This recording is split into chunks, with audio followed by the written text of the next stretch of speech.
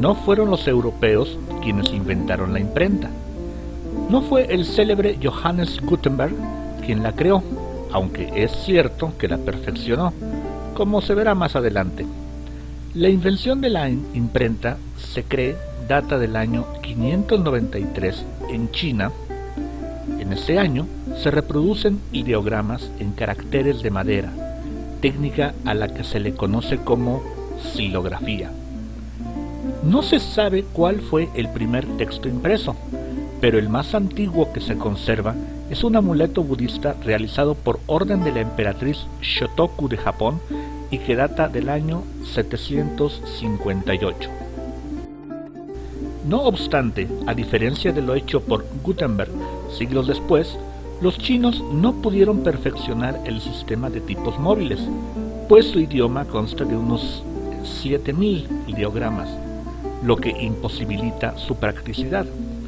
En cambio, los idiomas europeos, provenientes del latín en su mayoría, el idioma más utilizado en la Edad Media e incluso después de esta, el latín, decimos, consta de 26 caracteres.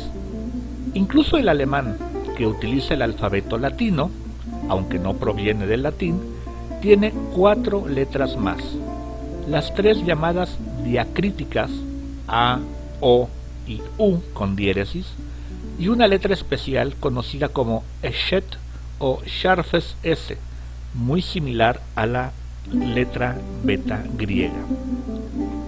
A partir del siglo XII, Europa se reencontró con el saber griego de tiempos antiguos y los estudiosos comenzaron a ver estos escritos viejos bajo una nueva luz. Posteriormente, dirigieron su atención al estudio del Nuevo Testamento bíblico, descubriendo discrepancias entre los textos originales escritos en griego con la Vulgata de San Jerónimo, la versión más aceptada de la Biblia desde su aparición en el siglo VI. La hechura de libros, previo a la llegada de la imprenta, era más bien una tarea lenta y cara.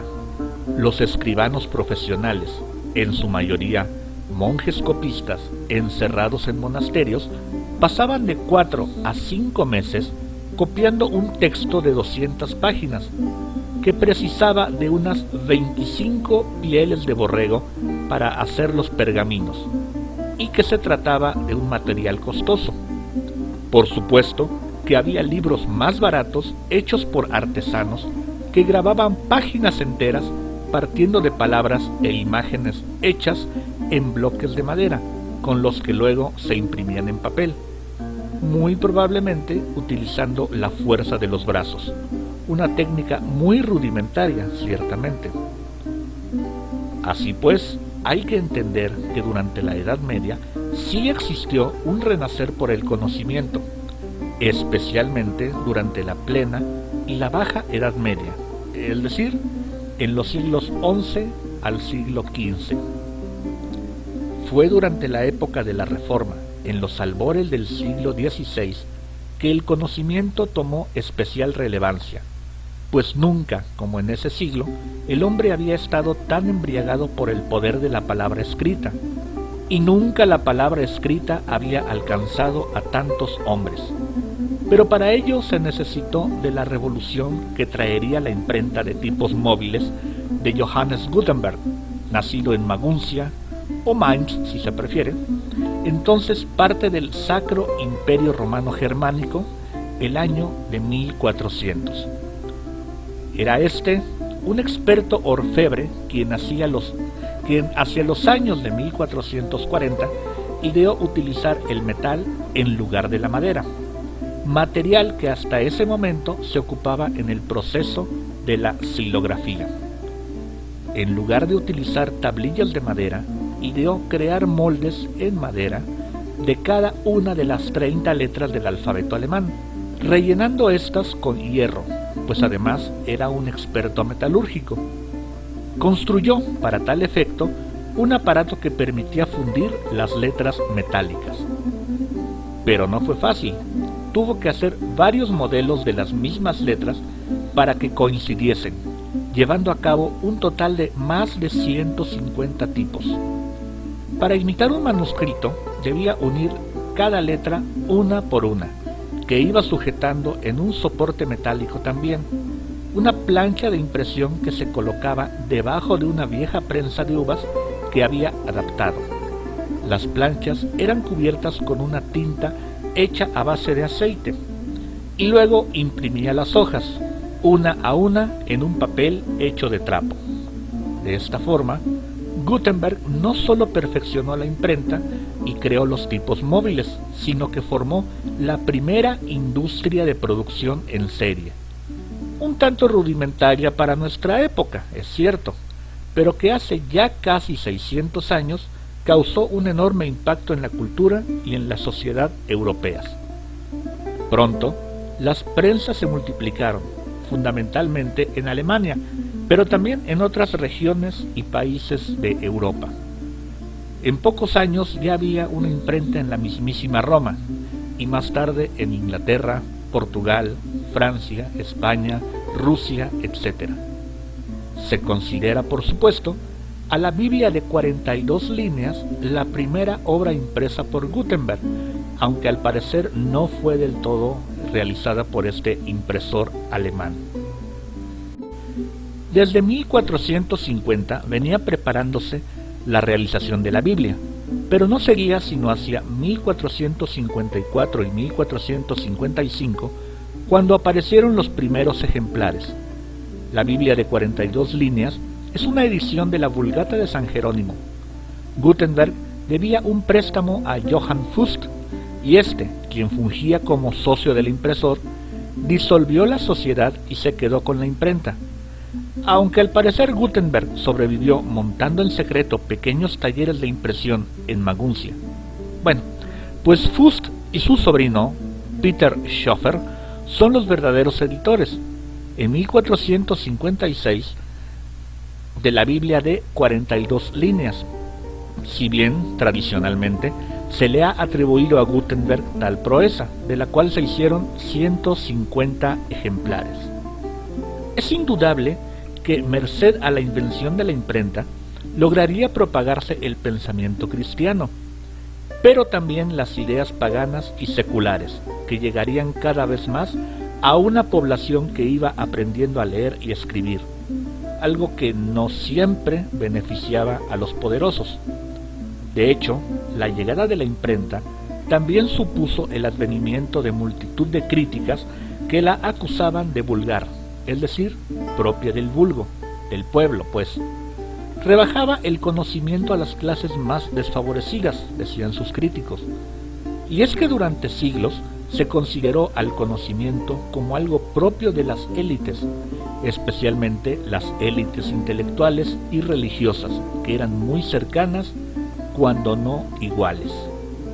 Una de esas críticas también expresaba los temores de una disminución de la calidad artística del material impreso. No obstante, muchos estudiosos no compartían estos temores, pues varios de ellos unieron sus esfuerzos a los impresores, dando como resultado magníficos ejemplares de los clásicos antiguos. Y es que hacia el año 1500 había en Europa unos 9 millones de libros, pero 50 años antes no pasaban de los 100.000 manuscritos realizados penosamente, como ya hemos dicho, de forma individual. Por cierto, que no los demerito como obras de arte. Es muy notorio que la imprenta fue el principal invento que revolucionó la vida intelectual y a la sociedad de forma rápida y profunda. Entre más personas leían, más se propagaban las inquietudes de independencia, de una independencia de pensamiento, acelerándose también el intercambio de ideas y con las críticas a la sociedad y, por supuesto, a la Iglesia, que empezaba a ser vista, a veces justamente, a veces injustamente, como enemiga del pensamiento y obstáculo para el progreso. Surgió el movimiento humanista, que deploraba a la ignorancia y exaltaba el poder de una mente instruida. los humanistas no interpretaban el dogma de forma literal, sino en sentido figurado, y sostenían que las disputas sobre cuestiones tales como los sacramentos resultaban inútiles y destructivas. Los humanistas se preocupaban por el ser humano, considerando a éste el centro del mundo, y dedicando sus escritos a estudiarlo, así como a su pensamiento, su historia, su antropología, su psicología, etc. Personajes de la talla de Martín Lutero, Erasmo de Róterdam o Alberto Durero, por citar solo a algunos, no habrían sido conocidos ampliamente sin la llegada de la imprenta. Los dos primeros, como autores, filósofos, estudiosos, cuyas ideas habrían de influir decisivamente en los años por venir. Durero como grabador, cuyas obras ilustraban los libros de manera realista y exquisita. Paradójicamente, si bien es cierto que en esos albores de la impresión Alemania encabezaba la lista de los editores, no lo hacía con los escritores, los cuales provenían de otras naciones europeas. La mayor parte de los pensadores alemanes del siglo XVI dispensaron sus energías en la disputa religiosa y expusieron sus ideas en folletos y opúsculos, más sencillos y baratos de hacer. La principal aportación a las letras europeas vendría de Francia, de Inglaterra y de España. El interés por los clásicos griegos y latinos del Renacimiento en años anteriores comenzó a ceder por escritores en lengua vernácula. Al fervor religioso sucedió el seglarismo, y el saber leer y escribir, como ya se señaló, otrora monopolio de la élite ilustrada, llegó al pueblo.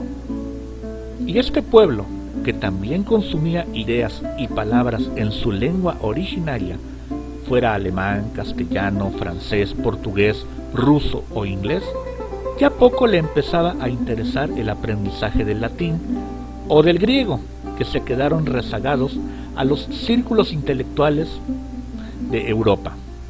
En el caso del latín, aún con muchísima importancia para el pueblo católico de Europa y de todo el mundo, por lo menos hasta principios del siglo XX. Los autores más representativos de este periodo serían Erasmo de Róterdam, Rabelais, Montaigne, Maquiavelo, Tomás Moro, Shakespeare y por supuesto Miguel de Cervantes. Erasmo de Róterdam, neerlandés, nacido en 1466 y fallecido en 1536, es quizás el escritor más importante de este periodo, aunque no el único. Lutero le escribe una carta llamándole Erasmo, nuestra gloria y nuestra esperanza, y alguien más le diría, gloria de nuestra era. A no dudarlo, se trata del hombre que con más precisión representa al siglo XVI, denunciante de las fallas de la Iglesia y de la sociedad. A él se le debe el gran impulso que dio vida al movimiento que los reformadores llevarían a la práctica. Erasmo escribió sobre diferentes tópicos como teología, crítica social, sátira y hasta poesía. Su obra cumbre es Elogio de la locura. Elogio de la locura es un ensayo interesantísimo publicado en 1511, que en palabras del propio Erasmo redactó en una semana, revisó y desarrolló el trabajo durante su estancia en la casa de su amigo Tomás Moro, en Bucklersbury.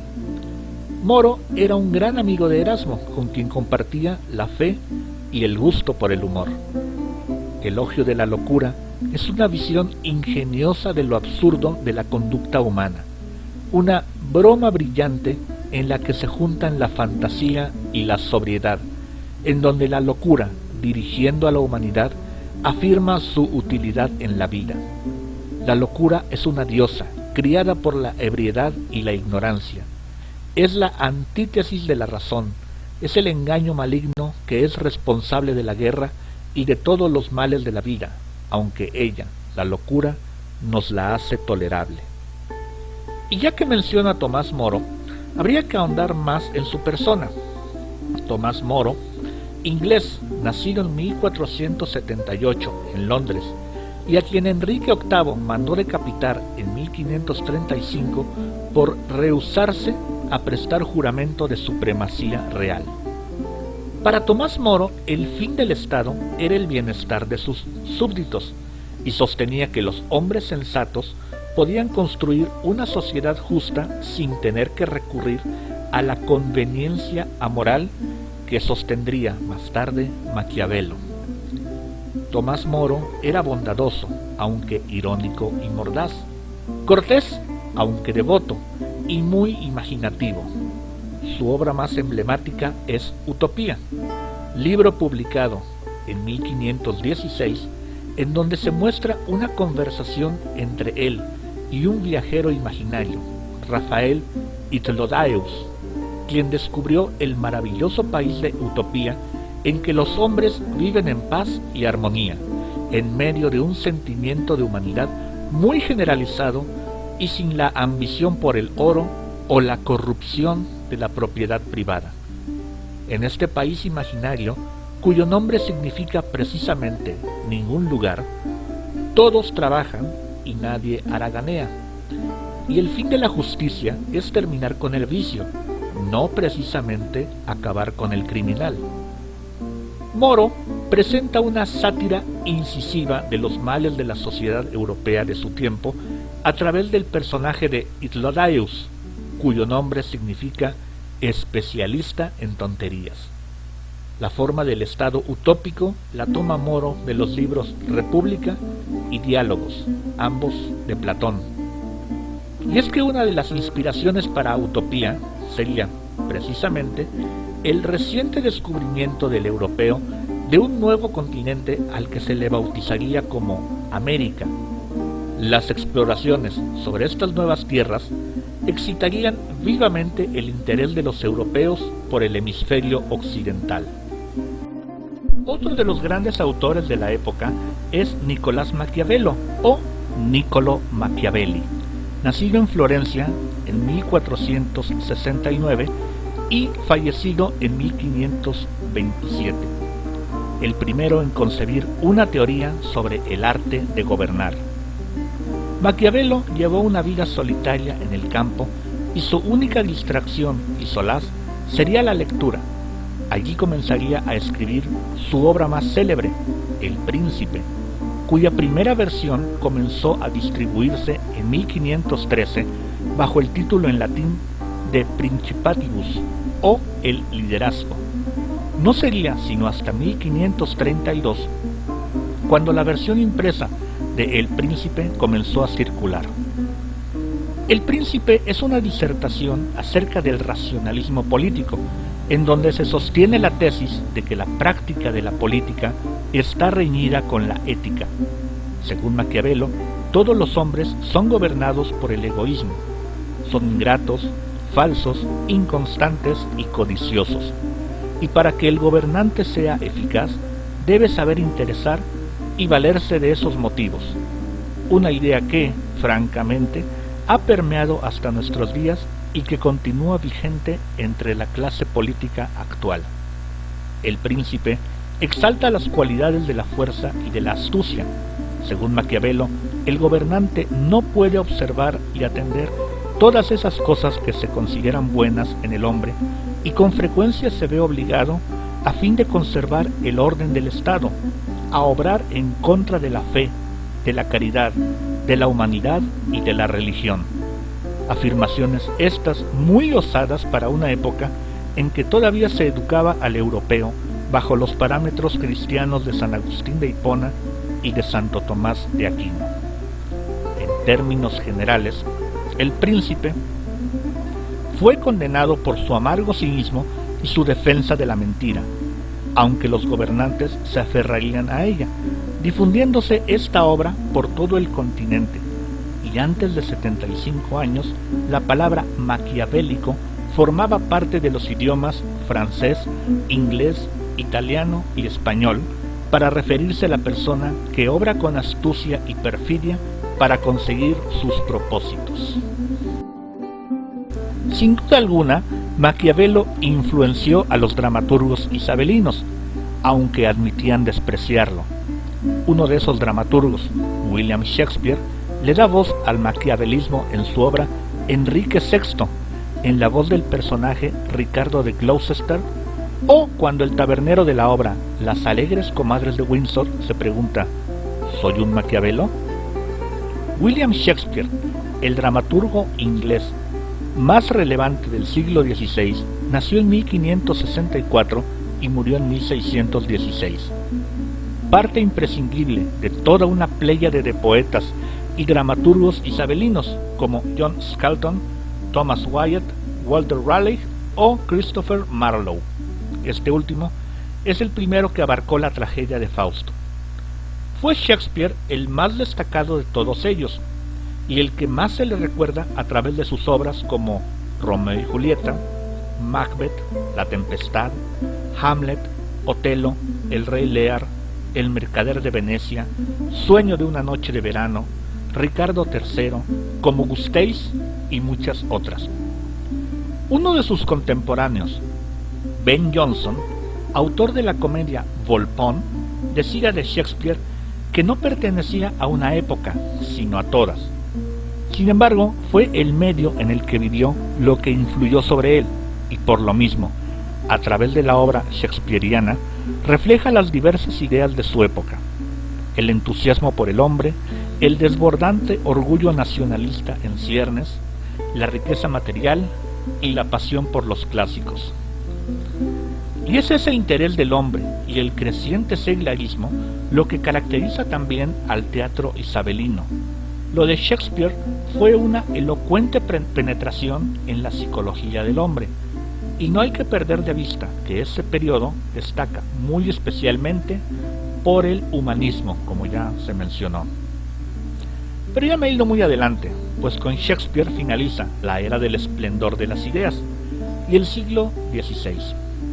Vayamos un poco hacia atrás y hablemos de dos autores franceses, Rabelais y Montaigne. Y es que pese a que el francés ya se utilizaba desde la época medieval en la literatura, prevalecía este idioma en poesía, novelas y relatos cómicos.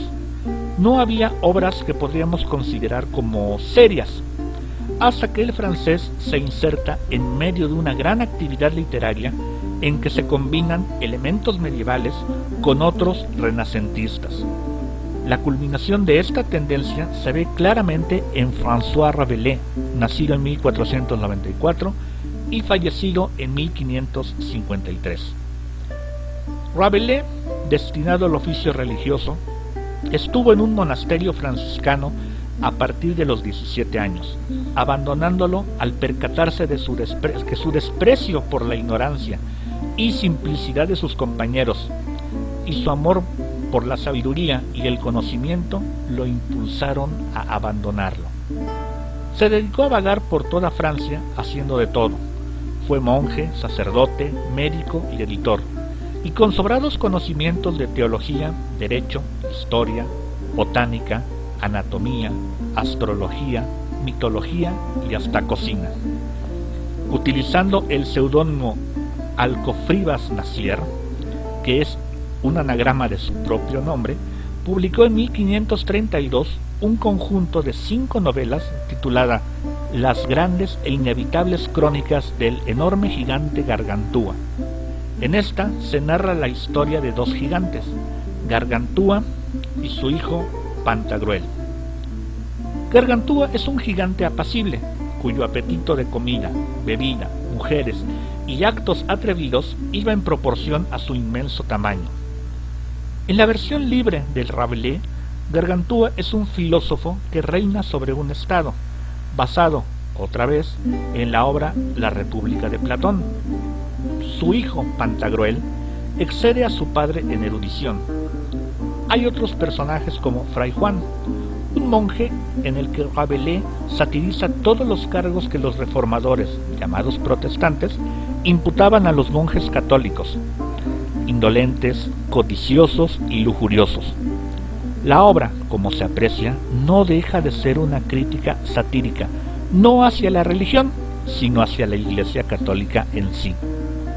Los cuentos de Gargantúa y Pantagruel ilustran el enfrentamiento entre los eruditos escolásticos y los hábitos y costumbres medievales. Por una parte, los cuentos denuncian los males sociales y por la otra, indican la aceptación del ser humano tal cual es, con todos sus defectos y sus virtudes. El pensamiento de Rabelais se disfraza de obscenidad y bufonería. Para él, todos los aspectos de la vida son motivo de risa y de burla. Por su parte, Michel de Montaigne, filósofo, escritor y moralista, nacido en 1533 y fallecido en 1592, es el creador del ensayo. De él se dice que es el más clásico de los modernos y el más moderno de los clásicos. Montaigne era más bien contemplativo y no de acción. Rehúye a la controversia y le desagrada lo que él considera la esclavitud de los deberes públicos. En 1571 se retiró a su castillo en Burdeos y se dedicó a leer y escribir a solas, meditando sobre el significado de la vida y de paso, como ya dije, inventó el ensayo. Los ensayos de Montaigne son intentos para sondear a la humanidad como él la veía, teniendo un sello decididamente personal. Eran cortos, divagaban sin perderse y no eran argumentativos ni críticos. Montaigne aceptó el mundo tal cual era, sin el afán de quererlo cambiar, desarrollando un estilo más bien contemplativo y melancólico. Sin embargo, sostenía que el placer debía ser el fin último del hombre, cuya razón debe impedirle caer en la esclavitud de la naturaleza, y no hay razón para temerle a la muerte.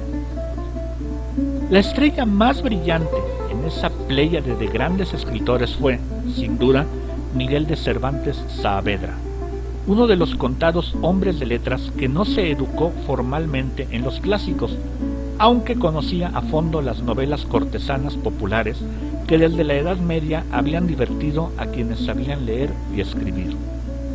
Nacido en Alcalá de Henares en 1547 y fallecido en Madrid en 1616, por cierto, un día antes que Shakespeare, se dedicó la mayor parte de su vida a ser soldado.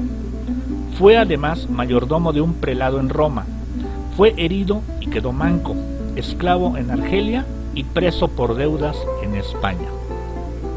Casi al cumplir los 60 años, en 1605 publicó su obra maestra y la obra cumbre de las letras españolas, Las aventuras del ingenioso hidalgo Don Quijote de la Mancha. Un éxito inmediato en España y en el resto de Europa. Plagiado y traducido a las principales lenguas del mundo, es también la segunda obra más leída a nivel mundial después de la Biblia y aún se considera el mejor trabajo literario jamás escrito. La obra constituye un vasto panorama de la sociedad humana. Hay un amo, Don Quijote, y su escudero, Sancho Panza. Ambos son la antítesis de los temperamentos humanos. El uno cortés y benditamente loco, y el otro ignorante pero cuerdo.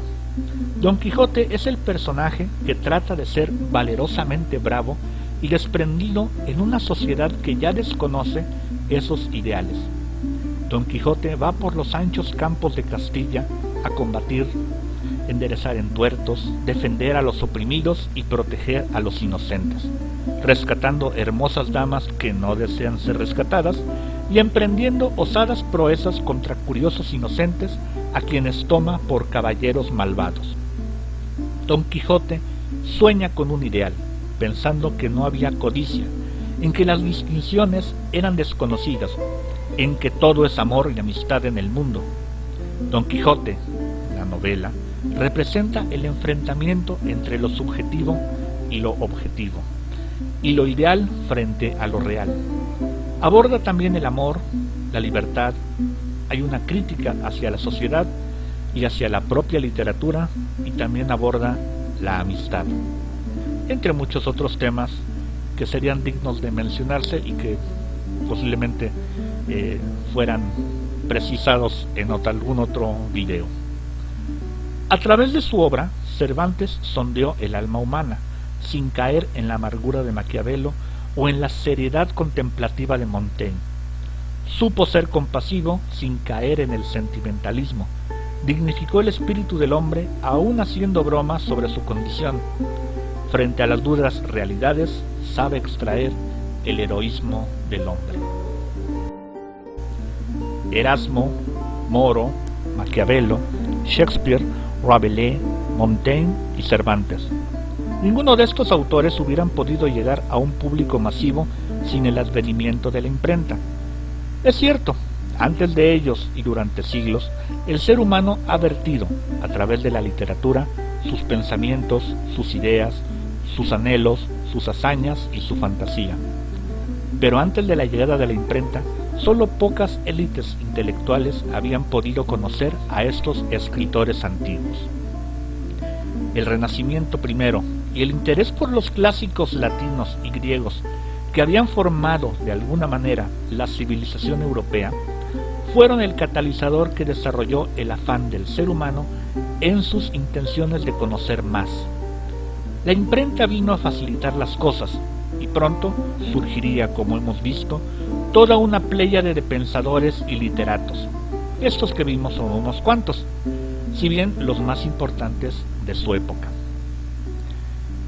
Pensadores y literatos que serían conocidos por ese gran público ávido del saber.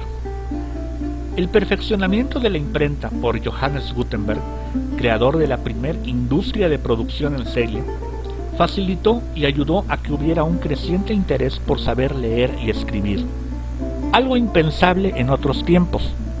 La lectura dejó de ser solo para la élite y se volvió imperativa para todo el gran público.